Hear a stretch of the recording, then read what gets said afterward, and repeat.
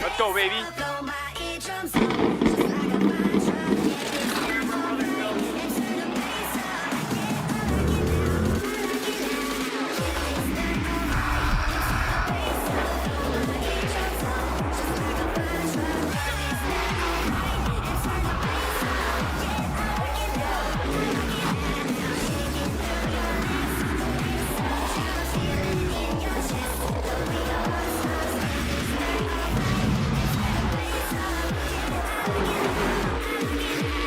Off the turn, they're 3 wide. Battle for the lead as Hickok gets out of shape. Bottom shot, 3 wide. He takes the lead back. Dynamite Racing.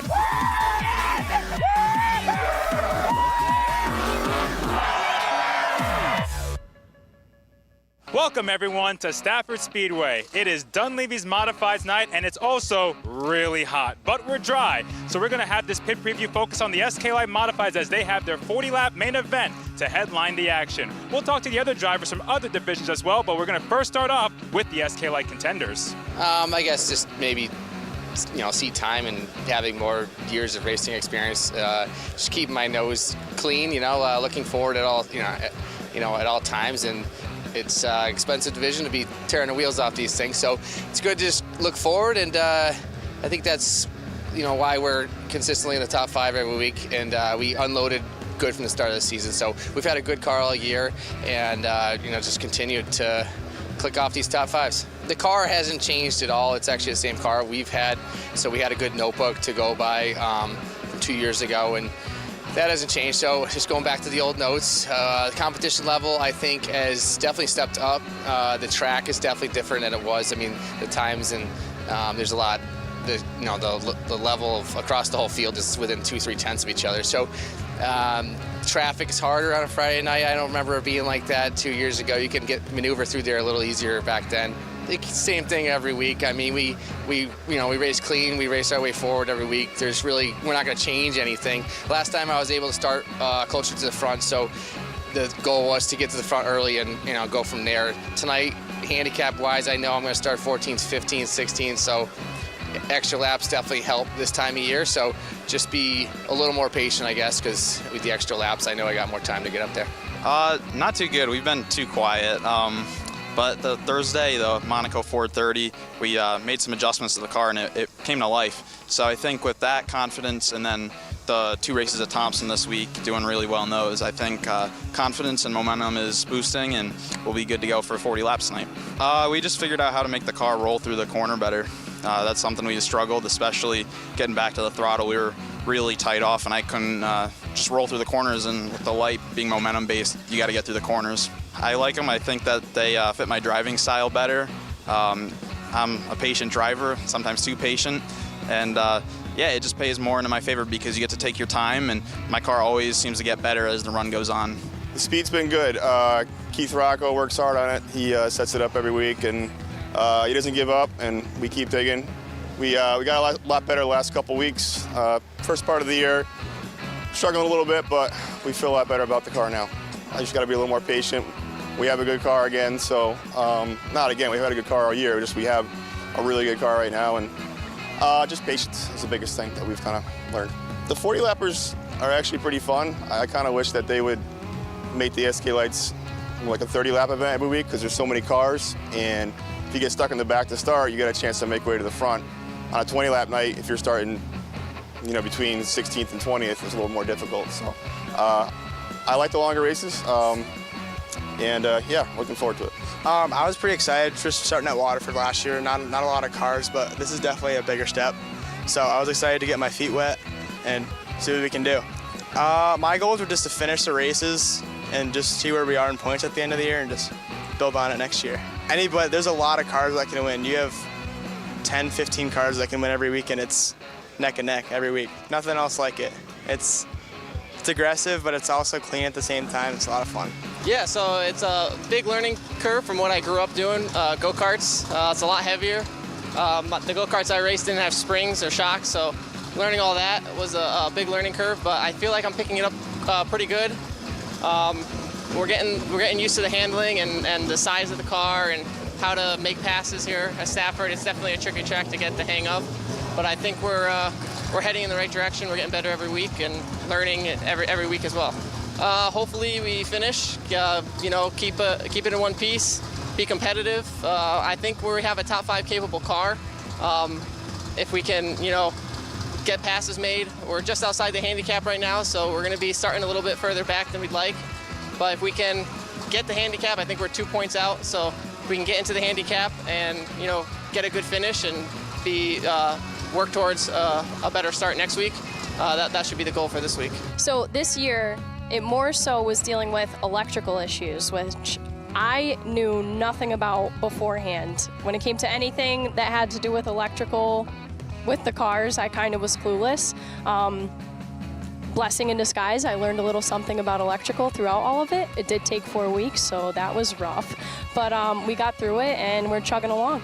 We need speed, and I think that I'm getting better and better every week here at the track. I was talking with Corey, DiMatteo, Bear, and Stosh, and it's pretty incredible to have them as mentors.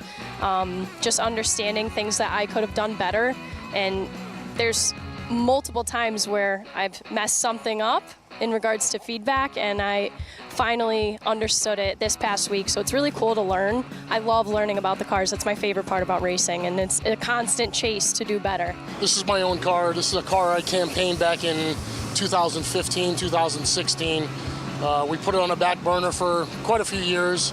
We kind of resurrected it. It's an old car. It's actually a car that Doug Colby won in back in, I believe, 1990. One of his first wins in an SK was in this chassis originally. It's been cut up a few times, but we'll see what it can do. Figuring out all the little bugs that we've been running into. Like I said, it's an old car, so the technology, we're probably 10 years behind everybody else, so we're still trying to figure it out. But we keep on plugging away and see what happens. Well, it took us a few weeks to get the bugs worked out of it and get the car to where it needed to be to be consistent like we needed to be. So I felt like the last few weeks it started to make the corner, and hopefully we continue on and making small changes and start to keep the improvements coming. I mean, it really hasn't many challenges, because honestly I say that they're all the same. I mean, we build them all the same, and we do the same to all of them. So it was just some small little touches here and there, and just if I sit in this one or sit in the one from last year, they feel exactly the same. So I guess it's basically something to blame it on. It's got to be a new car, right? So if we had a bad couple weeks, we just had to get some things straightened out, and like I said, I feel like we've turned the corner for this year. We've had a good car. I mean, even in the beginning of the year, I felt like we had a really good car. Just, we had a couple of motor problems. We had a couple of wrecks, that just put us out of the contention. Being top 15 in points here makes a huge deal. Starting 19th, 20th like we do, it just makes it difficult coming through the pack, and we've been doing everything we can to get through, and I'm proud of my team and my guys getting a couple of top 10s out of it and coming back from some troubles, and we're happy with it. We're moving forward. I think if we have our good night, and even last Thursday we had a great car, and we were coming up through the field. I think we were only 10 or so laps in, and we were up to 10th or 9th, and ended up taking a trip to the infield to try and save the car. And I think without that, I think we would have had a really good shot at getting there. We drove our way back up to, I think, 8th place or 7th or 8th. And it's not something to hang your head low about, especially here. The competition's, you get in the top 15 around here, and it's tough. So we're happy about it. I think we just need to have a good, uneventful night, and I think we got a good chance. So we definitely like having our own program. It's just a little easier for us. And we work really hard at it. We have a really good working relationship with Bob Phil. He's a lot more hands-on with this being our own thing. And we've been have a lot of good support from Donnie at Rad as well. And we were able to pick up a few sponsors this year, like Kevin Fargo from Mayday Oil. He's joined the team. It's been tremendous help in the shop. And Judy and Scott Poirier, who are longtime racers, and they help us out financially with the car. So we're having a really good year. I feel like we've had a couple of incidences. We've had a mechanical situation, And then we had 2 nights where we got tore up a little bit, but when we're not tearing the car up, we're right there, and I think we're knocking on the door. Oh, it was pretty good right out of the box the first couple weeks. We dialed ourselves out a little bit. Hopefully, actually, this week we brought ourselves back into the original notebook.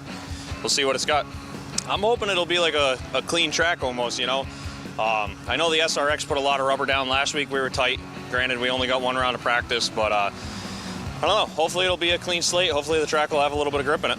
There's tight competition. I think on any given week, there's probably about 10 guys that could win. It's just a matter, like I said, you got to have a good car, good crew, a lot of people backing you. Well, as funny as it is, we actually talked a few years ago. It was actually the first season that I was already racing for Jason in the trots. He came to me actually about wanting, he had at that time 3 street stocks and a dirt midget. So he respected the fact of what I had going with Jason in the trots. So we were more trying to run the dirt midget, but it just never panned out. So then when I did the post about, you know, making my decision to step away, he reached out to me and said, dude, you're still 3rd in points. You can't let this slip. Remember, I got 2 cars here with your name on it. Let's make this, let's move forward with what we were talking about a few years ago. So from there, we just started taking steps forward, getting the car to me, and getting all the parts and everything to me. And now, I mean, we really have probably the best operation I can ask for right now, because I got a lot of parts, a lot of spare stuff, and the car is home with me. If I want to work on it, I walk out the door, take a couple steps, and there she is. Stoked. Fresh motor. This car is a previous winner here as a dare stock, so we'll see what happens. I'm just excited to see what the fresh power plant does in this car, especially here at Stafford with my setup in it. I mean, it's been a struggle each week for sure. But Paul Verrecchio and Bob Phillip, they made me a great car, so it's just me getting used to it. So I fault the driver, and I'm about to fire myself unless I can figure it out. So I think I'll be out of Rico's Pizza at 12 unless I start doing it. No, it's fine. I mean, I know it's a marathon, not a sprint. So as long as I get comfortable with the car, we should be good to go. You know, we adjusted on the car in the off season. We found a few things during the off season that we really didn't like and knew that we can improve on. Just minor things, you know, when you prepare the car during the week, you know, you find things that you can hopefully find speed in the track. You know, they always say wins are won in the shop. So we try to prepare our car the best in the off season to come here in the beginning of the year. And yeah, we hit up on the setup. The setup we had last year in the car just was not working come practice day. So we decided to go a different route, try something different, go back to our old notes. And sure enough, that was you know, what started us off pretty good during the beginning of the year. Was able to click off my first win. I believe it was in June. It might have been end of May.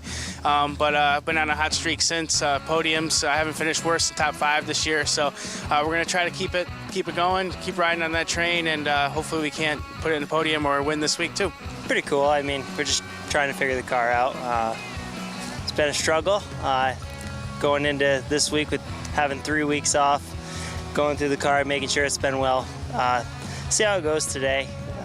But yeah, it's been fun. It honestly isn't that different.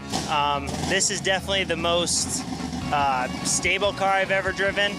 I'm used to really short tracks. You throw it into the corner and you go. This, you got to be really smooth and just smooth, slow, and fast, you know. They say slow is fast, and I really figured that out here. And that does it for tonight's pit preview as we get set to go racing on Dunleavy's Modifiedz night, headlined by the SKLite Modifiedz 40-lapper. And Ben Dodge is on the call as we get set to go racing. Well, welcome everybody, because tonight is a big night. It's extra distance. 40 laps, of course, is the big story for the SKLites. Doug Dunleavy has been a big supporter of everyone, and right now the street stocks are coming out for their first qualifying round. The story will be this: car number 7 will be starting at the point, the All-Star Duck Solutions car. Connor Aslan owns a car from Granby, Massachusetts. It's Jeff Aslan. Starting on the outside of the front row is car number 83 from West Suffield, Connecticut, sponsored by Mark's Property Maintenance. It's Ryan Perry. Anytime Nutrition brings us the Brandon Warren machine from Chicopee, Massachusetts. Car number 55, it is Brandon Warren. Next up is a native of Manchester, Connecticut, sponsored by Finkbein Landscaping in car 46, Jason Finkbein. Then we go to the number 18 machine machine from Naugatuck, Connecticut. The PS Engines car. Bob Sturck Jr. owns the car, and Cindy Sturck does the magic behind the wheel. Starting in the 6th position is car number 44 from right here in Stafford Springs, sponsored by Stafford Veterinary Center, Rob Sears. In the 7th starting position, 4 rows back to the inside, it will be the Vanished Valley Brewing Company car. Bill and Lindsay Cody own the car from Belchertown, Mass. It is car number 69 for Bill Cody. Outside of the 4th row is the rent-a-race car number 26 from Pennsylvania. It is Andres Bogey. And the car that's starting in the 9th starting position will be the Rico's Pizza Machine. You heard what he had to say on our pre-race interview. From Stamford, Connecticut, Marvin Minkler not only owns the car, but he is the man that creates the magic behind the wheel. Well, there you have it. 9 street stocks ready to go. We got a total of 26 street stocks tonight. It is amazing. Great field of cars, and they're not afraid to be physical out there. Not at all. And these guys really are into their equipment. They're trying their best to perfect it. You heard that when you saw the interviews early in our pre-race interviews. Pace car dives to the inside. They're ready off turn number 4 as they rumble back to the line. It is car number 7 that quickly moves in, Jeff Aslan. But all of a sudden, a little bit of a stutter step there because he gets bounced from position number 1 back to position number 3. And what does that give the car that is out in front? It is Ryan Perry. Now remember, Ryan Perry is a rookie driver. You wouldn't know it. He's been very aggressive. His dad's a multiple champion at a few tracks, and he is trying to maintain and hold on. He just came off his best career finish the last time the street stocks raced by finishing 5th. And here's something that many people probably don't know. The only driver to finish top 10 in every race this season, driver number 83. Yes, and that's an amazing accomplishment at this racetrack. Car number 55, David Siasco, is there looking very strong in that 2nd spot. We haven't heard much about him this season, but we're sure hearing something tonight. He's making some noise in 2nd. He starts to reel in on the leader. Down the back straightaway. Nose to tail. What's the story here? And what's it going to be as he comes back to the line? Off turn number 4. A little bit of a stutter step. Perry is on the outside. The 53 car is on the inside, or 55 car. And that's Brandon Warren. Yeah, they rubbed doors a bit through 1 and 2, but Warren does have the edge coming off the corner. Had a little bit of contact with Jason Finkbein. Now here's Finkbein underneath the 55. Finkbein goes from 3rd to 1st in less than a lap. You know, Finkbein knows how to get the job done. He's adjusted well to this racetrack. White flag is out, and just a lap ago, Perry was running up front. Now all of a sudden, he is struggling in position number 3. They head down the back straightaway. It's a good race. Meanwhile, Bill Cody setting in the 4th position. Jeff Aslan drops back to 5. Here they come. The checkered flag is out, and Jason Finkbein will be the big winner. Brandon Warren, great run for him to finish in 2nd. 3rd position is Bill Cody with the number 69 car, and then we go to Ryan Perry, and after him will be the the Jeff Aslan machine will pick up at the rear of the field, as Minkler will be behind him, and then it'll be Rob Sears to set in the 7th spot. Cindy Sturck will finish in the 8th position, and Andres Bogey will round out the field here. 2nd qualifying round. You've just seen a sneak peek of what we have in store. Pretty good racing wherever you look. Nobody ran away and hid. In this one, there's no question about that. Car number 17 will be starting on the pole in our 2nd qualifying round. That'll be the 17 of Bill Porter out of Canterbury, Connecticut. He will be driving the Safeco race chassis sponsored car. Starting on the outside of the front row is car number 94 from Goshen, Connecticut, in the rent-a-race car sponsored by New York Sports Show, Chris Danielchuk. Row number 2 to the inside. It's the Jonathan Strong car. Car number 80. It's Tyler Trott out of East Hartford, Connecticut, in the Jason Trott machine. Starting 4th is the 67 car from Uncasville, Connecticut. I think I said that right. Sponsored by Faith Construction, it's Aaron Plemons. Then we go to position number 5. This guy's been the big dog in this class. From Danielson, Connecticut, driving the Nick Bendiak-owned car, the Masha's landscaping machine, it is Ryan Waterman, car number 31. Next up is the Dustbuster Duct Cleaning 15 car from Ware, Massachusetts. It is Sean Petlock. Then we go to car number 23, starting back in the 7th position to the inside. That will be the number 23 machine, the Connecticut compressor system car. Gary Spinato Jr. owns the car from Wallington, Connecticut. It's car 23. That, of course, is Alex Spinato. On the outside of the 4th row is the car number 00 from Hamden, Mass., sponsored by Bobby's Burner Service, Bobby Wilson. Then we go to car number 22.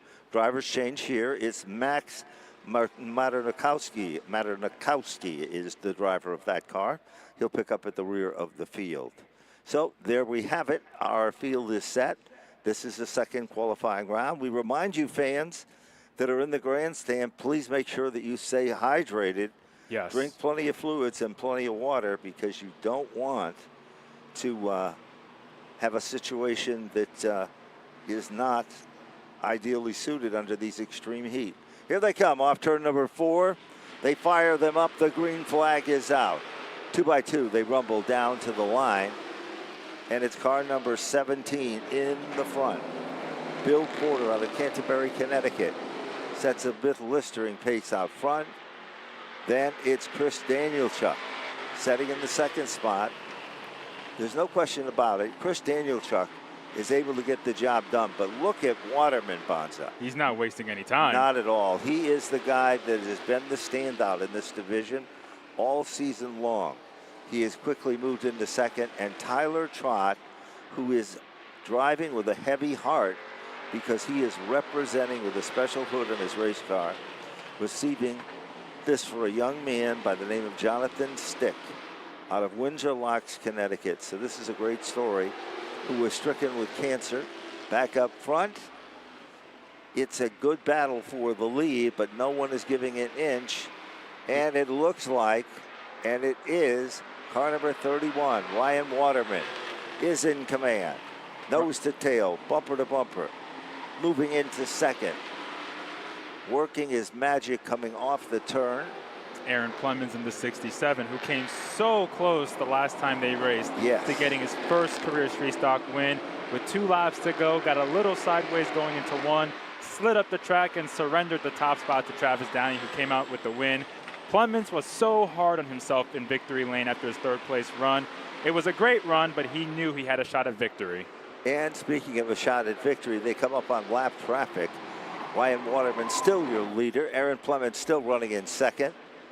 Then we go to the 17 of Bill Potter. Tyler Trott up to the 4th spot.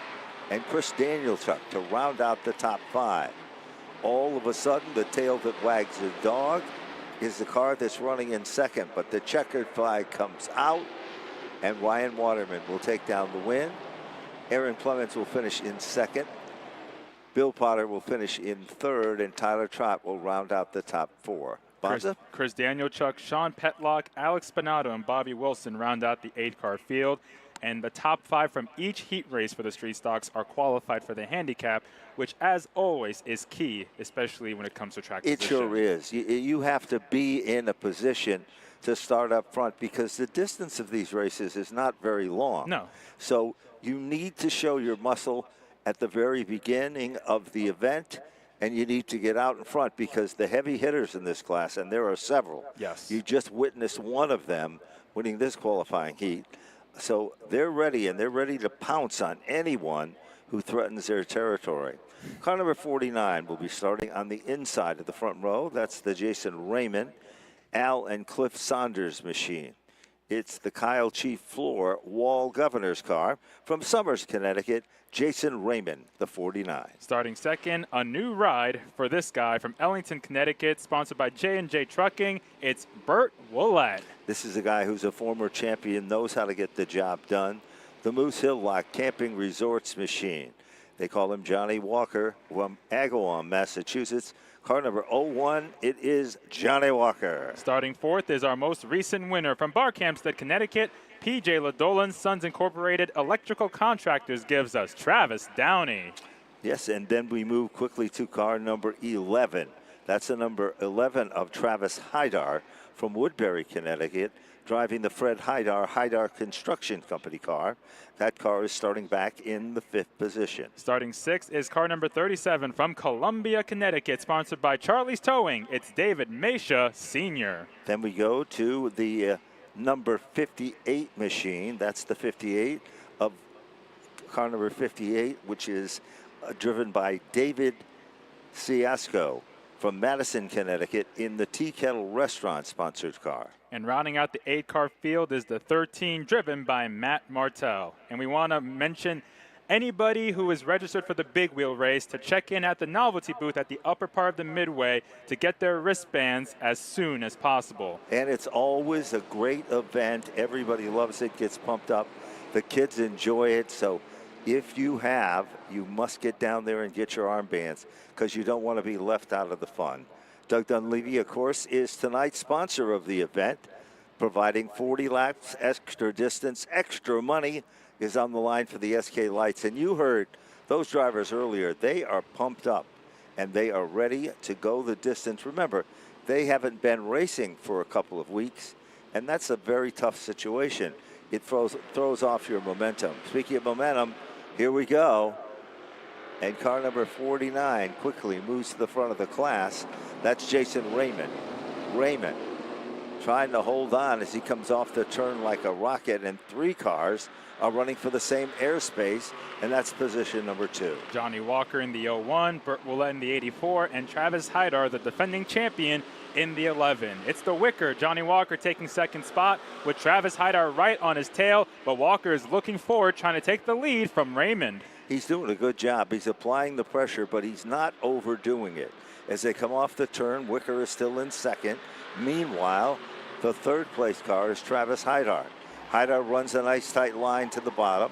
Trouble now. 1 car goes up the hill. That's Willett. Yes, and he loses about 4 positions on the racetrack. That's not like him. No. So something must have went awry in that race car. Back up front, here's a bid for the lead. 2 cars contending. Travis Hydar along with the Jason Raymond machine. And Hydar makes quick work of that green and black 49 to take the top spot. So we talked about Hydar and Waterman being the class of the field this year in the street stocks. It didn't take long for Waterman to take the lead in his heat race. More of the same in this one as Travis Hydar quickly pulls away by a couple of car lengths. He sure does, and he's not done yet. There's no question. Meanwhile, look at the bid for the 3rd spot. The white car that looks more like Casper. That is the Travis Downey machine, setting in that 4th position. Here comes the white flag.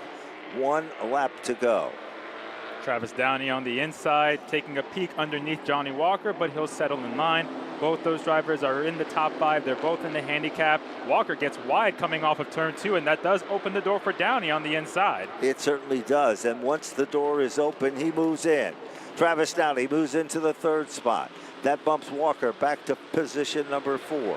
Checkered flag is out. Travis Hydar will take down the win. Jason Raymond will finish in the 2nd spot. Travis Downey will finish in 3rd. And Burt Ouellette comes back to finish among the top 4 cars. So good for him. And then it is Johnny Walker who's in that crucial position number 5. And then David Mesha Sr., David Chasko, and Mike Martell round out the field. And that'll do it for our street stock heat races.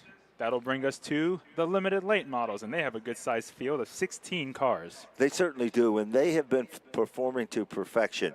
Nobody has really been running away in this class. So if you're watching and you have a favorite driver, watch how they manage to come up through the field in this one, because these cars are very unique, and they're the first car coming out of the pit area. Car number 20 will be starting at the point, and that is the number 20 machine of Christopher Phelps out of New Salem, Massachusetts, in the Doug's Home Improvement car. Starting 2nd is car number 17, sponsored by Ari Spray Foam. From Canton, Connecticut, it's Connor Jensick. Row number 2 to the inside. Position number 3, it is car number 28. From Tolland, Connecticut, the Wheelers Auto Parts Napa car. Rich Hammond is listed as the owner, and Tom Iretta is the guy sitting behind the wheel. Starting fourth is car number 59. He is from Weathersfield, Connecticut, and a two-time winner this year, sponsored by Utility Services New England. It's Matt Clement. And then starting back in the fifth position, it'll be car number 74. That's the Bears Cleaning Service car. Matt Winter is the owner from Springfield, Vermont. Matt Winter II is the driver of car 74. Next up is car number 42 from Durham, Connecticut, sponsored by Daddy O'Honey. It's Dana Ray. Then it is car number 82. This young lady's been improving every time out. The SRD Motorsports, the Scott Nordman-owned race car. From Rhode Island, it's Harrisville, Rhode Island's Samantha Dell, car 82. Rounding out the 8-car field is the 10-car from Mansfield, Massachusetts, sponsored by GP Fence. It is Pete Slavin. So they're ready. This is round number 1. Following this qualifying event, there'll be one more, and then we'll go into the late models. And Bonza, you and I would have to agree the late model class has been growing, and it's getting very impressive. Nobody has really dominated like we've seen in years past. So it's some incredible racing. I mean, with how tight the field is, I mean, half the field has a chance of winning any given week, and you have to be perfect to have a chance at winning. If you're a little bit off, you're going to be way off. You have no shot. You're right. And not only that, you heard these drivers. Everybody has their own strategy and their own way that they're trying to deal with this. Here is the green flag, and car number 20 quickly moves to the front of the field. Christopher Phelps. This kid used to sell programs here at Stafford many, many moons ago. His dad raced, but now he is showing that he can get the job done. But the car to keep your eyes on is that gold machine, car number 59 for Matt Clement. The color gold is not the only thing that Clement has in his favor. Bonza, that car has been to victory lane on several occasions, and it is considered the car to beat. He won 2 of the first 3 races this year and has been pretty consistent throughout the season. As we look up front, Rich Hammond, the 28, our defending champion, slices underneath Chris Phelps and takes over the top spot. Look at that move. He does a bonsai move to the inside, clean and nice. He picks up the spot. Car number 17, Connor Jensick, making his presence known. Jensick is coming to the front of this field. He's setting in the 4th spot. Meanwhile, directly in front of him, good run for the number 20 car. You can't take anything away from this kid. He's trying hard, but look at Matt Clement. He's reeling in the color gold and black. It looks more like a cup car than it does a car that you'd see Friday night racing. Great racing as they rumble and work their magic down into turn number 3. Bonza, one slip up could change the entire complexion of position number 1. Well, Hammond just slipped up a half a lane, and that's not much, but Clement gained a car length because of it. Hammond has kind of struggled this year, and that's to say he's 4th in points, but still looking for that first win of the year. They're trying to figure out the setup. They said the track has changed a lot compared to last year, so they're still trying to adapt. He has the lead right now with 3 laps to go, and they come back around, but Matt Clement is right there. He certainly is. I think Matt Clement adjusted really, really well to some of these changes. But for Rich Hammond, he was the defending series champion. He came with the same setup he had a year ago, thinking it would be the magic. It has been a struggle. Hammond is one of the all-time great veteran drivers in this class. Clement is one of the new guys as they come off turn number 4. Inside lane opens up. Challenge for the lead. Clement is doing a great job keeping his car hooked up pretty much on the apron. He's got his left sides below the white line, just straddling that apron all the way around turns 1, 2, 3, and 4. But he still doesn't have enough momentum off the corner to make a move, so he still stays about a car length behind Hammond. There's no question about it. He runs on rails to the inside, sees a little daylight, tries to make the move. 1 lap to go. Will Clement be able to pull it off? Will Hammond be able to hold on? They rumble off the second turn, down the back straightaway. It is still Rich Hammond, the defending series champion. Directly behind him, it's Clement. Clement again reels him in. Bonza, they come off the turn. Does Clement have enough giddy up? It's going to be close, but Rich Hammond will hold him off at the line to win the heat. Matt Clement finishes 2nd. Chris Phelps, Connor Jensick, and Matt Winter the 2nd will be the 5 cars that qualify for the handicap, while Pete Slavin, Samantha Dell, and Dana Ray round out the 8-car field. Sure does. Now we have our qualifying done for our limited late models. So coming up next on our card, will be our late model qualifying heats. So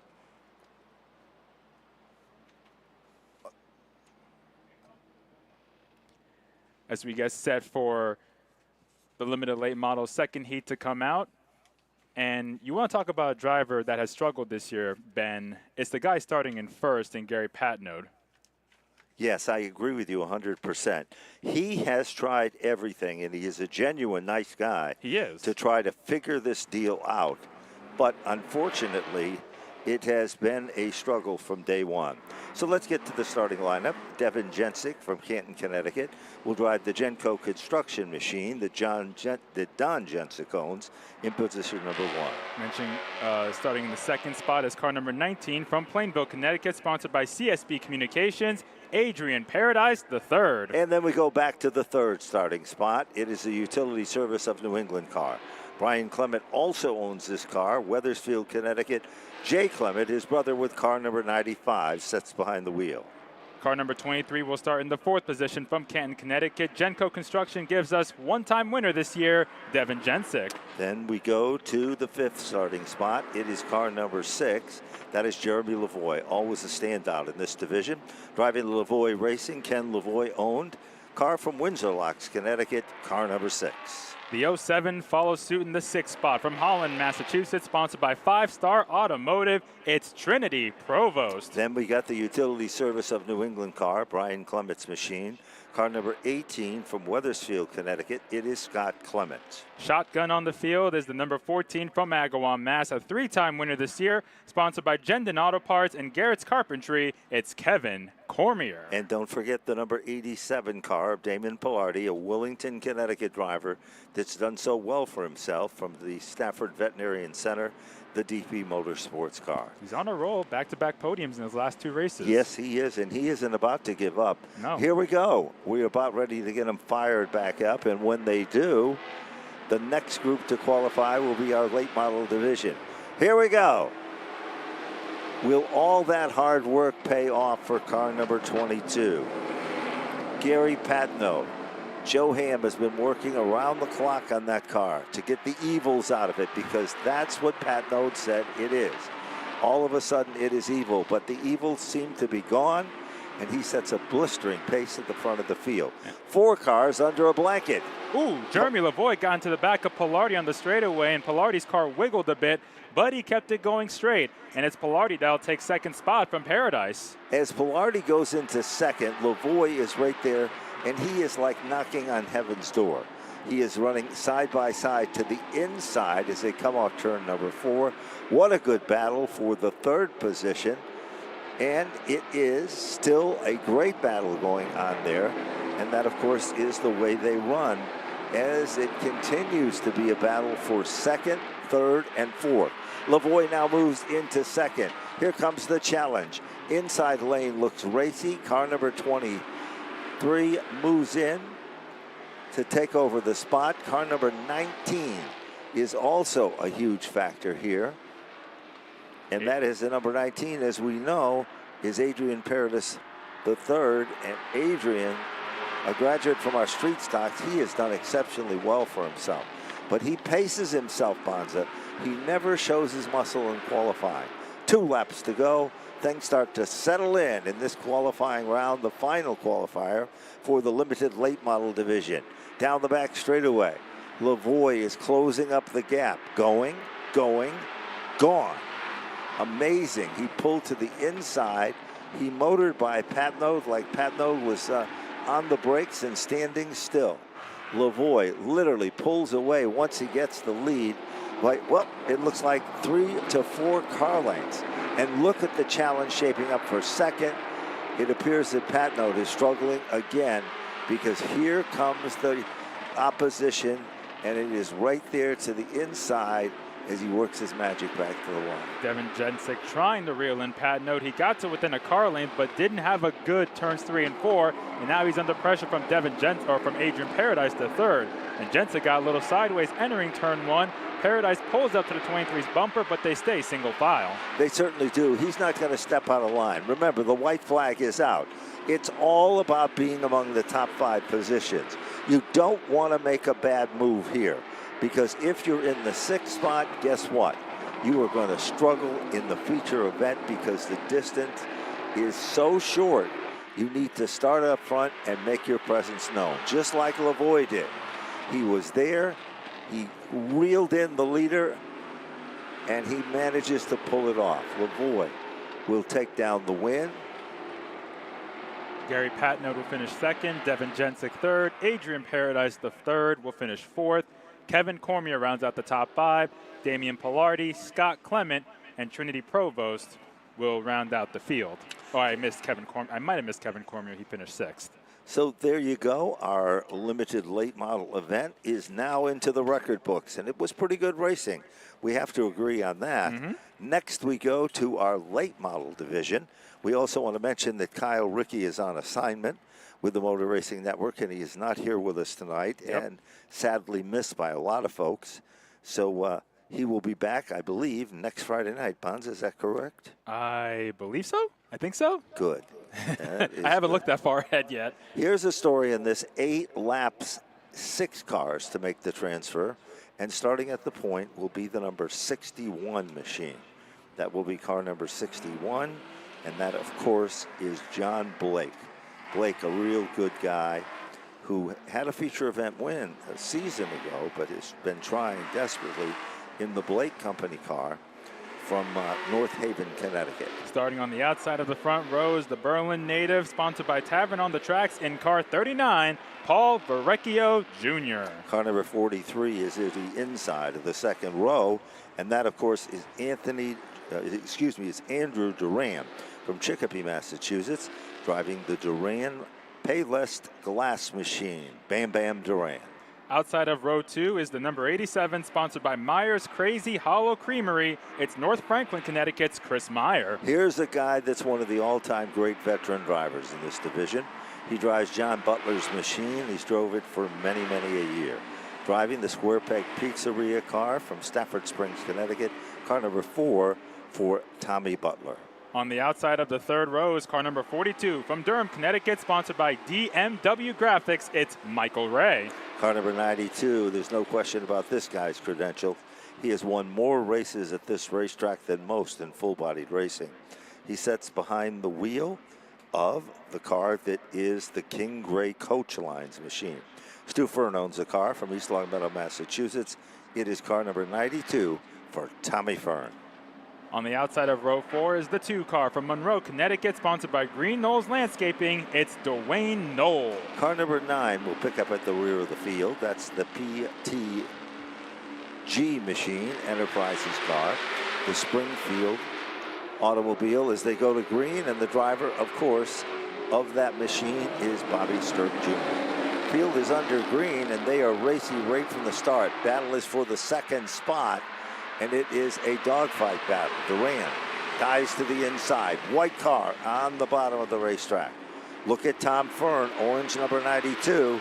He's coming to the front of the field like the hot knife through butter. Boy, these late model drivers are not afraid to ship it into 3. They are not. Some might try to shut the door, but others will force it open. That's what we saw in that first lap. Tom Butler moves up to 4th. Tom Fern now moves underneath Paul Verrecchio Jr. in the battle for 5th, while Bobby Sturck III battles Michael Ray for 7th. Sturck's got a good race car tonight with that number 9. He struggled in practice, but they were throwing everything at it, including the kitchen sink, in an effort to try to get to the front of the field. And what a difference it is making, because all of a sudden he has become a big factor as well. Up front, Andrew Duran makes his move underneath John Blake to take the lead, while Chris Meyer now goes underneath the 61 to try and take 2nd.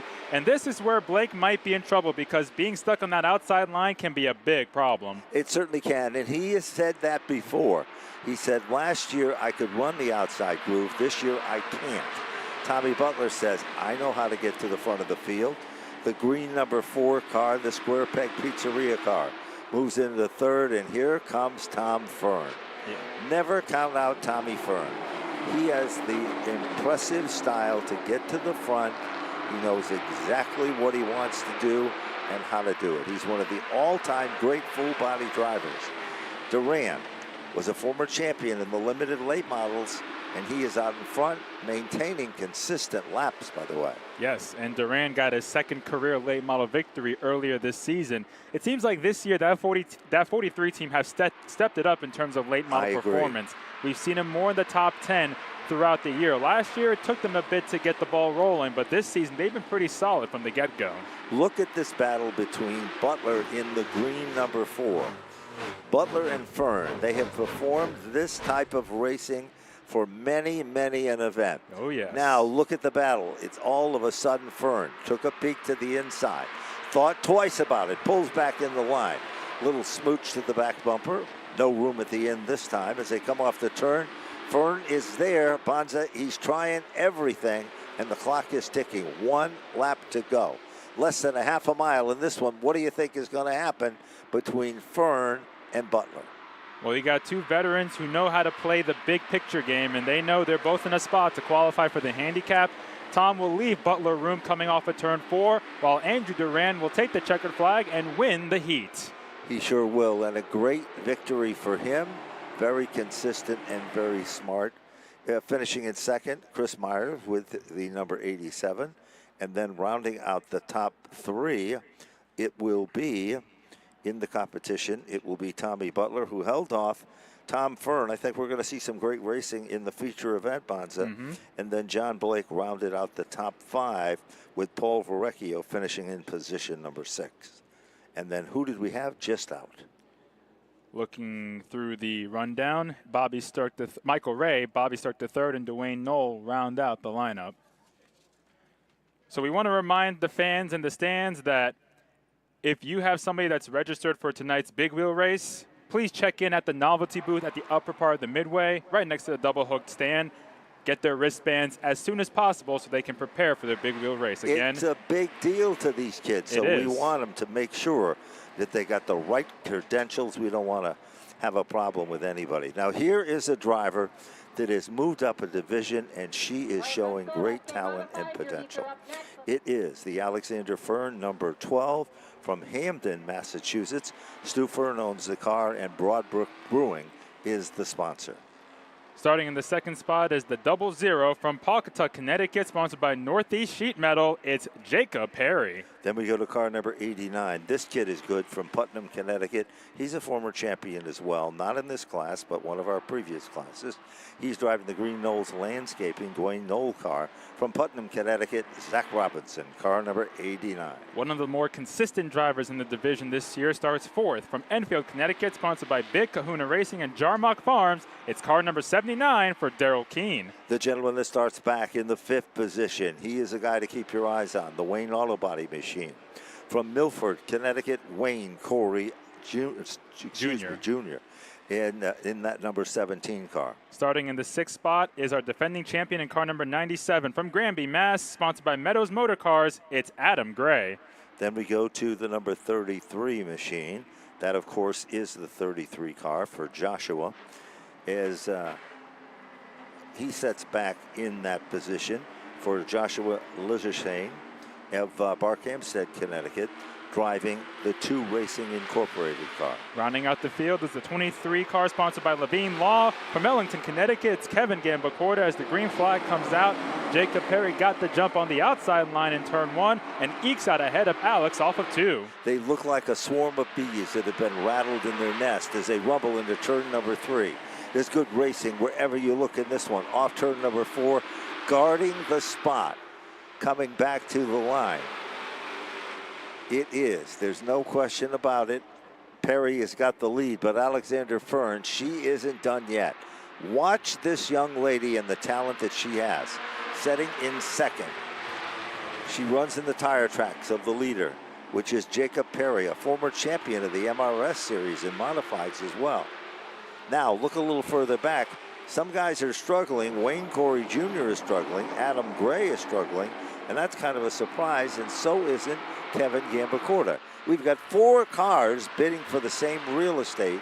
Remember, the magic number is 6. And people may be wondering, why is Wayne Corey Jr. in the 17 car? Well, the last time Wayne Corey Jr. raced, his car crashed at the checkered flag, Yes. and he got T-boned by Michael Ray, so they couldn't quite get the car ready in time for this race, so he's driving the 17 that normally is driven by Wayne Corey Sr. That's correct, and that's why when we gave the announcement of the starting lineup, we looked at the sheet and we thought maybe this is Wayne Corey Sr. because he usually does drive the car. But that's not the case, and look at Gambacorta. Gambacorta has Bob Phil setting up his race car. He lives in Ellington, Connecticut, and he is a driver that can get the job done. He's setting back in that 6th position. Adam Gray said he doesn't want a championship, he just wants wins. And he's got a lot of them. He sure does, and he continues to apply some pressure, but he understands he's got to be in the top 6, and he's not there yet. He is 1 spot out. Gambacorta holds down that prestigious 6th position. Ooh, and Gambacorta made a little contact with Corey in the middle 3 and 4. No, that's not good. He tried to make his way underneath Corey, and there was not much room to begin with. They're still side by side through 1 and 2, and they're still banging doors as they battle for the 5th spot. Yes, there's no question about it. They continue to work their magic as they come off the turn. Gambacorta down low like 2 cymbals in an orchestra, trying to make some noise. White flag is out. Remember, 6 is the magic number. Currently setting in the 6th position. Look at this off turn number 4. Here comes Adam Gray. Adam Gray knows he needs 1 more position. He's down underneath Wayne Corey. They come off turn number 4. The checkered flag is out. And Jacob Perry will take down the win in the heat race, and that battle for 6 was tight, Ben, but at the end, it was Adam Gray. It sure was. Not by much, but it was Adam Gray that took down that final spot in the handicap. We'll do a quick rundown of the finishing order. Jacob Perry, Alex Fern finishes 2nd, Daryl Keene 3rd, Zach Robinson 4th, Kevin Gambacorta 5th, Adam Gray 6th, Wayne Corey Jr. 7th, and the 33 car, Joshua, will round out, or excuse me, Aiden Burrell will round out the 8-car field.